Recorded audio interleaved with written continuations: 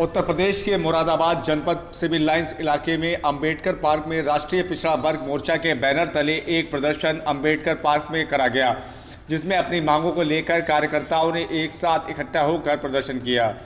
आपको बता दें कि मुरादाबाद जनपद के थाना सिविल लाइन इलाके के अंबेडकर पार्क में आज राष्ट्रीय पिछड़ा वर्ग मोर्चा के बैनर तले भारी संख्या में लोगों ने इकट्ठा होकर जमकर प्रदर्शन किया। यह प्रदर्शन पूरे प्रदेश में किया जा रहा है, जिसमें अपनी मांगें पूरी करने की मांग प्रदर्शनकारियों द्वारा की जा रही है।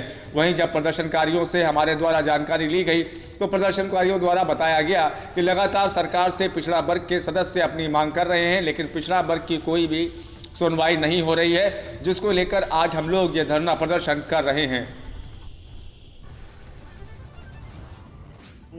राष्ट्रीय पिछड़ा वर्ग मोर्चा का किस मांग को लेकर नारे लगाए?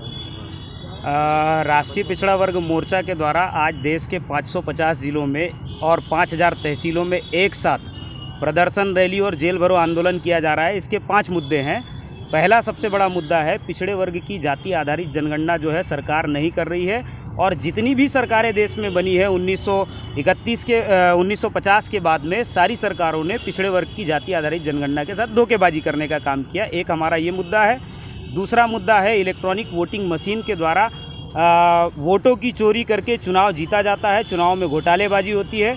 सुप्रीम कोर्ट ने 8 अक्टूबर 2013 को आदेश दिया था कि ईवीएम मशीन के साथ वीवीपीएटी मशीन लगाई जाए और उस वीवीपीएटी मशीन से निकलने वाली पर्चियों की 100% गिनती की जाए, लेकिन चुनाव आयोग गिनती करने का काम नहीं कर रहा है, इसलिए इसके साथ धोखेबाजी होती है और इसके कई सारे सबूत हमने सुप्रीम कोर्ट में दिए हुए हैं। तो क्या माना है इसको, सरकार साथ दे रही है, क्या वो दे रही है?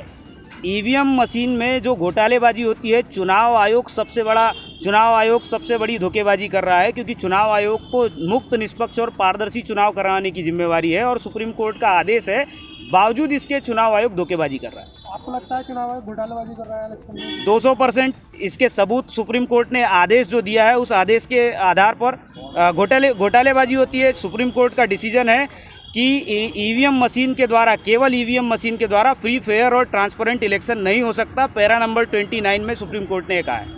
तो क्या चाहते हैं, मुख्य मांग क्या है आपकी? हमारी मुख्य मांग ये है कि जब तक ईवीएम मशीन के साथ में जो पेपर ट्रेल की जो पर्चियाँ निकलती है उसकी 100% गिनतियाँ नहीं होती है, तब तक के चुनाव निष्पक्ष नहीं हो सकता। ये गिनती कराया जाना चाहिए, अन्यथा 10 दिसंबर को हम लोग भारत बंद करने जा रहे हैं।